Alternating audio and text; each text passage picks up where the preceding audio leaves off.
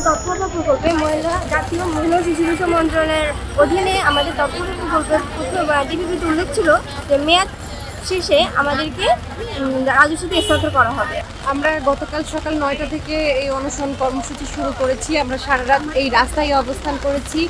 আমরা আজকে এই যে আপনারা দেখছেন যে এত বৃষ্টি হচ্ছে, তারপরেও কিন্তু আমরা কেউ রাস্তা ছেড়ে যাই নাই, এবং আমরা ঠিক করেই নিয়েছি আমরা যতক্ষণ পর্যন্ত আমাদের দাবি সরকার না মেনে নেবে আমরা ততক্ষণ পর্যন্ত ঘরে ফিরে যাব না। এবার প্রয়োজনে আমাদের লাশ যাবে। আমাদের 4 দফা দাবি হচ্ছে আমাদের রাজস্ব স্থানান্তর করতে হবে। যদি রাজস্ব স্থানান্তর সময় সাপেক্ষ বিষয় যেহেতু, তাই আপাতত 3 থেকে 5 বছর সময়সীমা বৃদ্ধি করতে হবে।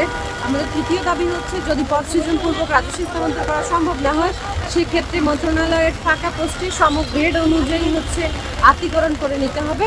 এবং আমাদের চতুর্থ দাবি হচ্ছে আমাদের যে বেতন, বোনাস এবং ভাতা বিভিন্ন টাইমে কর্তন করা হয়েছে সেগুলো ফেরত দিতে হবে। আমাদের দক্ষতা প্রকল্পে জাতীয় মহিলা ও শিশু বিষয় মন্ত্রণালয়ের অধীনে আমাদের দক্ষতা প্রকল্পের ডিপিপিতে উল্লেখ ছিল যে মেয়াদ শেষে আমাদেরকে রাজস্বতে স্থানান্তর করা হবে। বাট মেয়াদ শেষ হয়ে যাচ্ছে, এই জুনই শেষ হচ্ছে, কিন্তু আমাদের রাজস্ব তো না হচ্ছে না, মেয়াদও বাড়ানোর কোনো অবস্থা নেই, যার জন্য আমরা এখন সবাই মিলে আন্দোলন নিয়ে যাচ্ছি।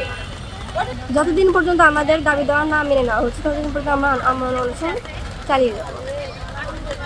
আমরা যে ভোগান্তি তুলছি আমরা অনেকেই এখানে যখন ডিপিপিতে উল্লেখ ছিল যে আমাদের রাজস্ব করা হবে, যার জন্য অনেকেই অন্য কোনো চাকরির জন্য আবেদন করেনি, তাদের চাকরির বয়স শেষ হয়ে গেছে। তো এরকম অনেকে এখন বেকার অবস্থায় পড়ে আছে বা বেকারের সংকট ইয়েতে ভুগছে যে কী হবে ভবিষ্যৎ, কিন্তু আমাদের এক কথা বলে তারা কাজ করতেছে না, যার জন্য আমরা এখন চিন্তিত মিলে এই জন্য আসবার জন্য 492 উপজেলায় একটা করে আমাদের অফিস রয়েছে এবং প্রতি উপজেলায় 4জন করে আমরা স্টাফ রয়েছি।